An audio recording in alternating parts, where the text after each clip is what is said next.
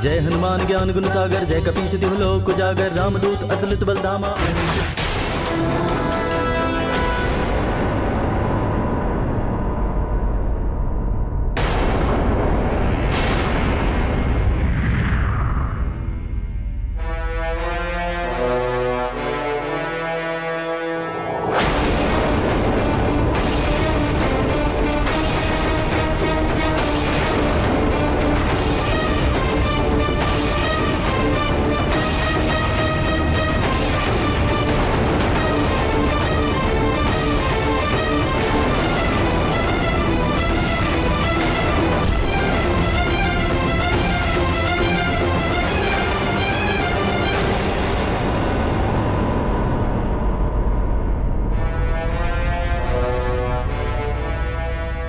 अचानक ये क्या हो गया? ऐसी कौन सी शक्ति है जो दिव्य पुष्पक को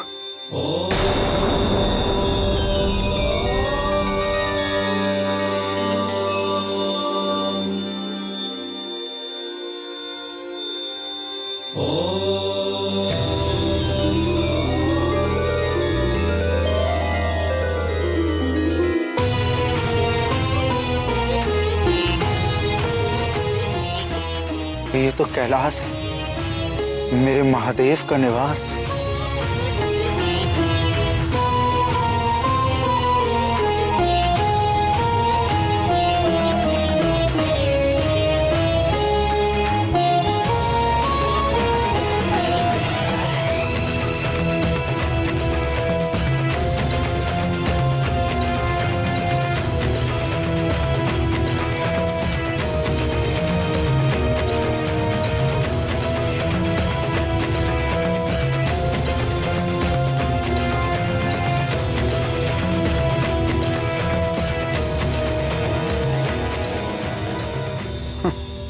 ये तो नंदी बैठे।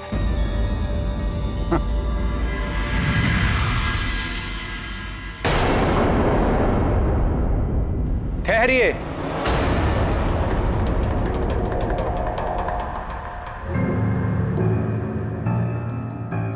आगे जाने की अनुमति नहीं है। जाओ मेरे मार्ग से, जानता नहीं मैं कौन हूं। आप कोई भी हो, किंतु आगे किसी को भी जाने की आज्ञा नहीं है। कृपया आप वापस लौट जाएं। मुझे आज्ञा देने का दुस्साहस कर रहे हो? मैं केवल अपने स्वामी की आज्ञा का पालन कर रहा हूं। और मैं केवल तेरे स्वामी के कारण तुझ पर दया कर रहा हूं। महादेव को जो आदेश देना होगा वो स्वयं मुझे देंगे।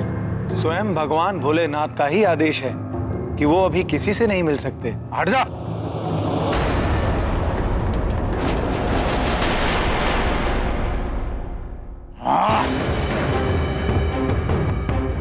जानता नहीं तू क्या अपराध कर रहा है?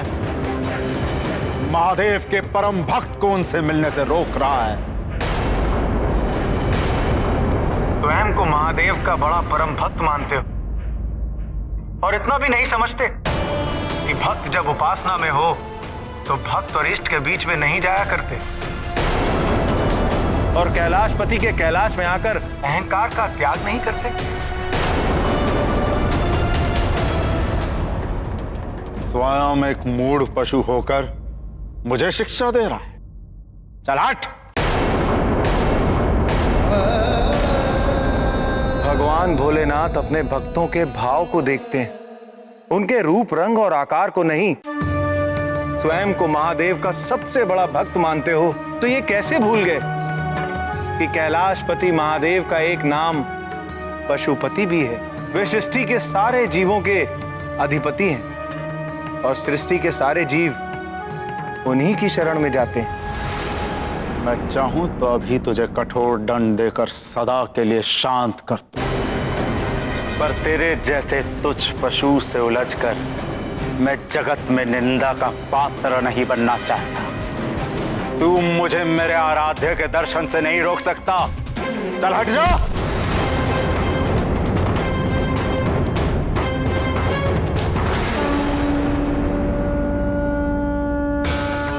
भगवान शंकर दीनानाथ भक्त वत्सल हैं।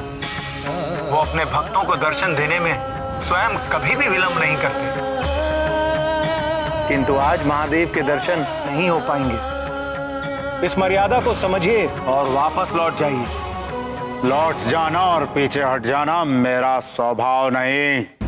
और ऐसा कौन सा कार्य है कि डमरूधारी अपने परम भक्त दशानन से भी ना मिले।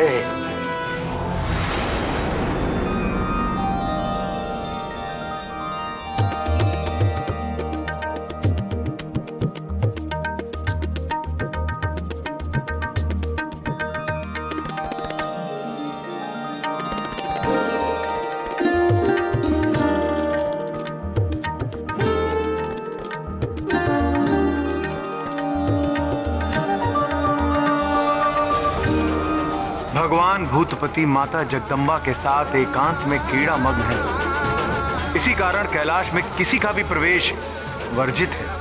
क्यों मेरा मार्ग रोक कर अपने काल को निमंत्रण दे रहा है? काल का भय मुझे मत दिखाओ दशानन। स्वयं भगवान महाकाल और महादेवी आदि शक्ति को अपनी पीठ पर उठाकर चलता हूं। और ये भी समझ लो कि नंदी किसी भी स्थिति में तुम्हें अपने स्वामी की आज्ञा का उल्लंघन नहीं करने देगा।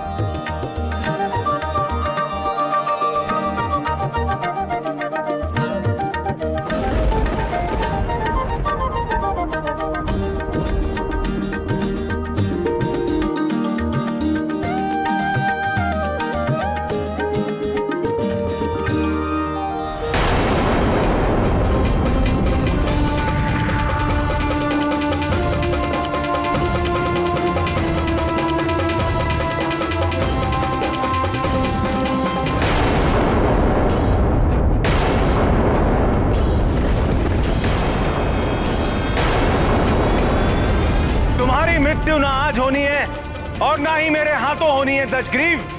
तुम व्यर्थ ही मुझसे संघर्ष करके केवल महान पीड़ा के भागी बनोगे। मेरी बात मानो, वापस लौट जाओ। लंकेश दशानन जो एक बार संकल्प कर ले उसे पूरा करके ही रहता है। भक्त होकर भी बार बार भगवान की आज्ञा का निरादर कर रहा है, मूर्ख।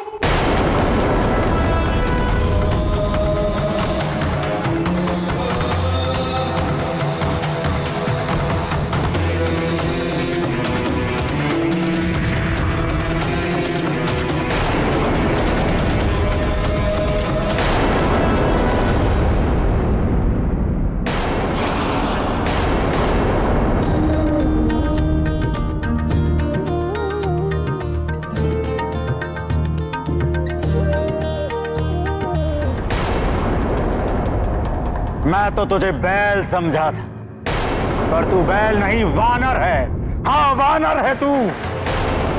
वानर के समान फुड़कता है, वानर के समान उछलता है। तेरा बल तो वानर जितना भी नहीं।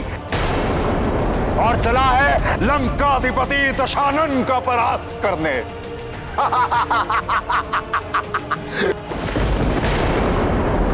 ये महादेव भी निराले हैं। किसी भी पात्र अपात्र को वरदान दे देते हैं, किसी को भी अपना गण बना लेते हैं। तेरे जैसे वानर बुद्धि को अपना द्वारपाल नियुक्त कर लेते हैं। बड़ा आया दशानन से युद्ध करने वाला। वानरों को तो मैं कीट पतंग भी नहीं समझता। वानर बुद्धि।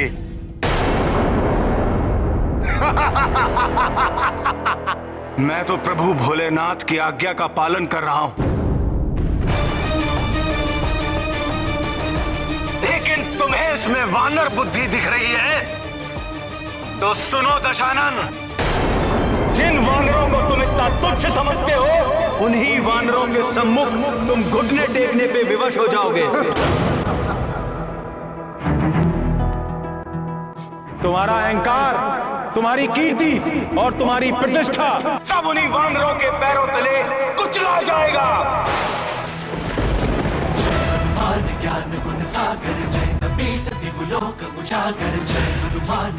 माना ही तुम्हारा सारा ऐश्वर्य और तुम्हारी पाप की लंका को जलाकर भस्म कर देंगे। पवन सुत नामा महावीर विक्रम बजरंगी कुमति निवार सुमति के संगी जय हनुमान ज्ञान। तुम्हारे राक्षस कुल का सर्वनाश और तुम्हारी मृत्यु का प्रमुख साधन होंगे ये वानर। उजागर कंचन वरण विराज सुबेसा कानन कुंडल कुंचित केसा हाथ वज्र और ध्वजा विराजै कांधे मूंज जनेऊ साज। कभी लोगों में तुम्हारी निंदा होगी और जिस वानर रूप को तू तुच्छ मानकर अपमानित कर रहा है, वही वानर रूप यशस्वी होकर भक्ति और पराक्रम की मूर्ति बनकर सर्वत्र पूजा जाएगा। ये मेरा श्राप है तुम्हें, मेरा श्राप है तुम्हें।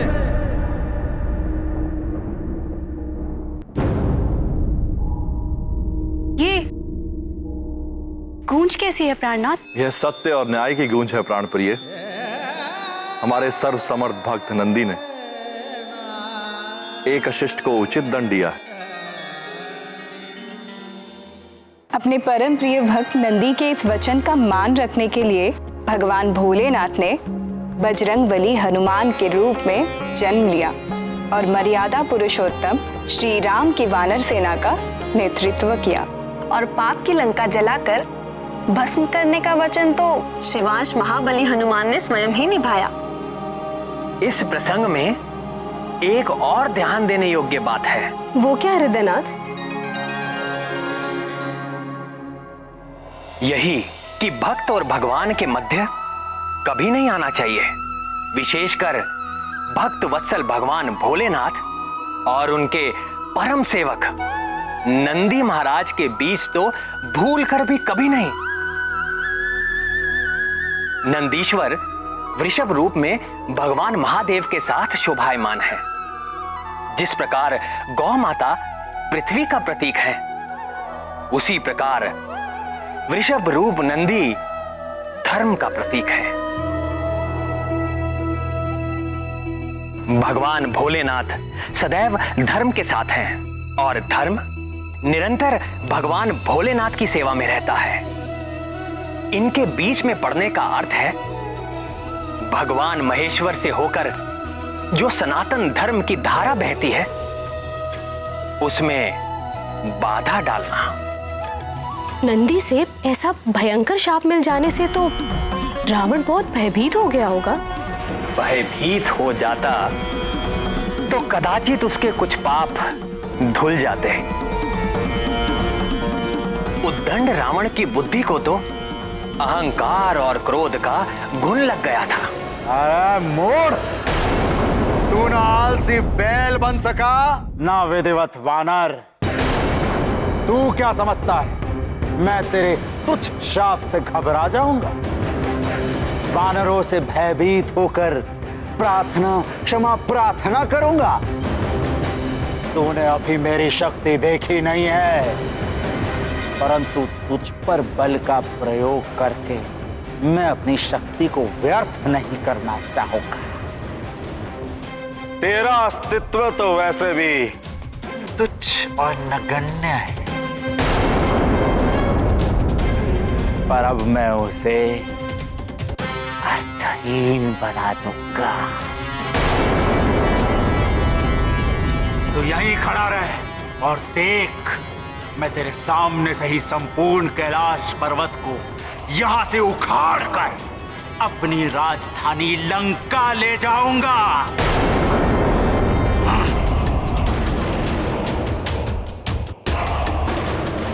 हे महाकाल, मैंने इन्हें रोकने का बहुत प्रयत्न किया, अब आप ही हमारी सहायता करें प्रभु।